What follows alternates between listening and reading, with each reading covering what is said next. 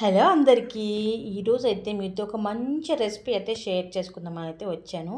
Chicken అంటే ఇష్టం ఉన్న వాళ్ళు ఎంతమంది ఉంటారో చెప్పండి. చిన్న పిల్లల దగ్గర నుంచి పెద్దవాళ్ళ వరకు ఎక్కువగా ఇష్టంగా తినేది ఈ chicken pakodi and chicken recipes చాలామంది ఇష్టంగా తింటారు నాకు తెలిసైతే. సో, ఈరోజైతే మీతో ఒక మంచి రెసిపీ అయితే షేర్ చేసుకుంటున్నాను. అదే street style chicken pakodi. So, నేను దానికోసం అయితే ఒక పావు కేజీ చికెన్ అయితే మీడియం సైజ్ కంటే చిన్న ముక్కలుగా కొట్టిచ్చేసేసుకున్నాను. ఇంకా దాన్నయితే ఒక 4, 5 టైమ్స్ అయితే బాగా వాష్ చేసేసుకొని, కొంచెం కల్లుప్పు వేసుకొని వాష్ చేసుకుంటే కొంచెం నీసు వాసన అనేది తగ్గుతుందనమాట. సో, కల్లుప్పు వేసేసి వాష్ చేసేసుకున్నాను.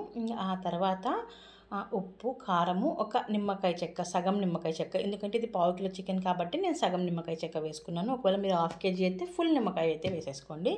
సో, వేసుకున్నాను. ఆ తర్వాత శనగపిండి ఒక టేబుల్ స్పూను, ఒక టేబుల్ స్పూను బియ్యం పిండి వేసుకున్నాను. కావాలంటే కార్న్ ఫ్లోర్ కూడా యాడ్ చేసుకోవచ్చు. అల్లం వెల్లుల్లి పేస్ట్, గరం మసాలా, చికెన్ మసాలా.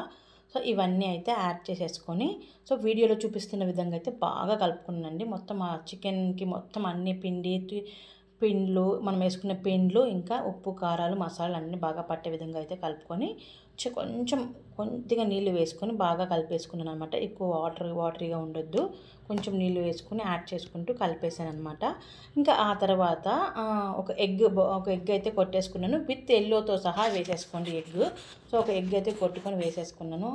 దాన్ని కూడా బాగా కలిపేసుకొని ఒక 1 అవర్ పాటు పక్కన పెట్టేసుకోవాలన్నమాట. ఇంకా దీంట్లో మనము కావాలంటే కొత్తిమీర తరుగు, కరివేపాకు తరుగు కూడా వేసుకోవచ్చు. నేనైతే కొత్తిమీర తరుగు అయితే యాడ్ చేయలేదు.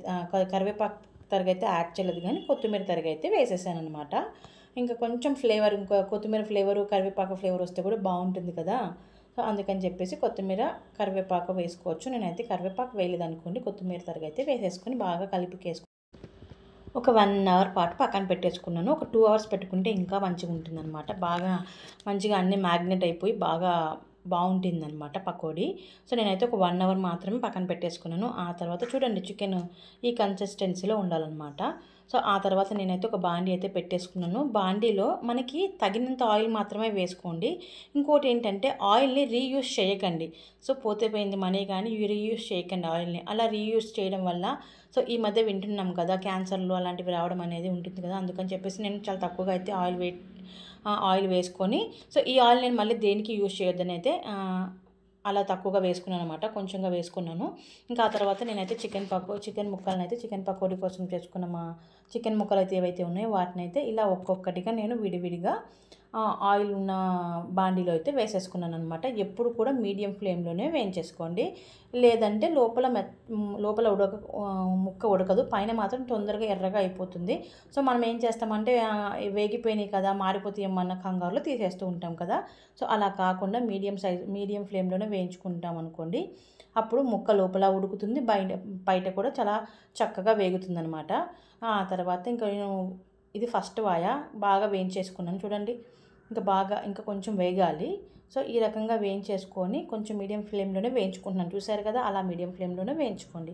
సో, ఇలా వేయించుకున్న తర్వాత ఇంకా తీసేసుకున్నాను అనమాట.